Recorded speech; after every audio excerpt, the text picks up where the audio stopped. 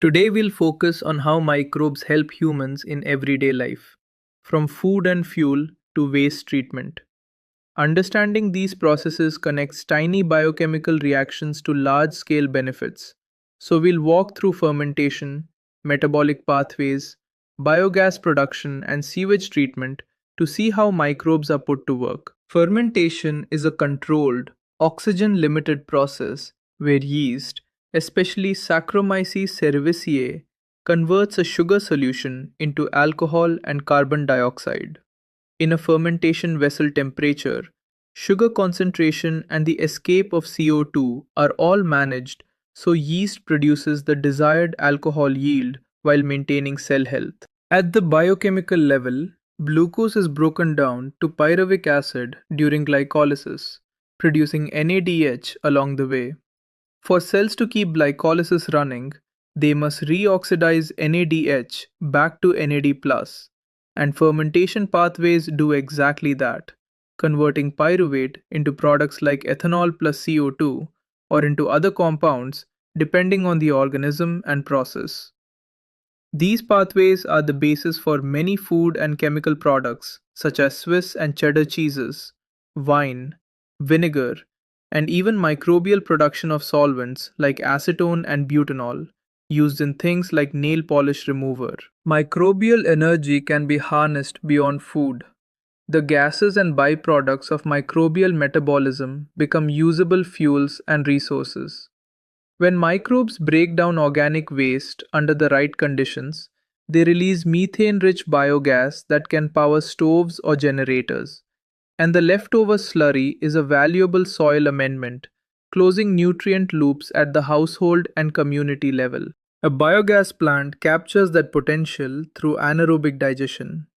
Organic matter enters a mixing tank, moves into a partitioned digester where hydrolysis, acidogenesis, and methanogenesis occur, and biogas is collected into a storage tank with a gas control valve to regulate flow. Overflow and sludge outlets handle excess liquid and solids, while outlet pipes safely remove the treated effluent and spent slurry for use or disposal. On a larger scale, environmental engineering applies microbial processes to protect public health and waterways. That's the role of sewage treatment plants, or STPs. They use a sequence of physical and biological steps to remove solids and organic pollution, ensuring water returned to the environment meets safety and cleanliness standards. In a typical STP, the primary stage removes large solids and grit through screening, comminution, and sedimentation in clarifiers, producing primary effluent and primary sludge. The secondary stage is biological. Aeration tanks supply oxygen, so aerobic flocks, mixed communities of bacteria and fungal filaments, consume dissolved organics, and clarifiers separate activated sludge, which is partly returned to maintain the biomass. Finally, disinfectants are applied and treated water can be discharged to surface waters, while sludge undergoes further treatment and disposal. For exam preparation, remember the core associations. Fermentation uses yeast like Saccharomyces under anaerobic conditions to convert sugar into ethanol and CO2. Biogas production relies on methanogens digesting cellulosic and other organic matter to yield methane and a nutrient rich slurry.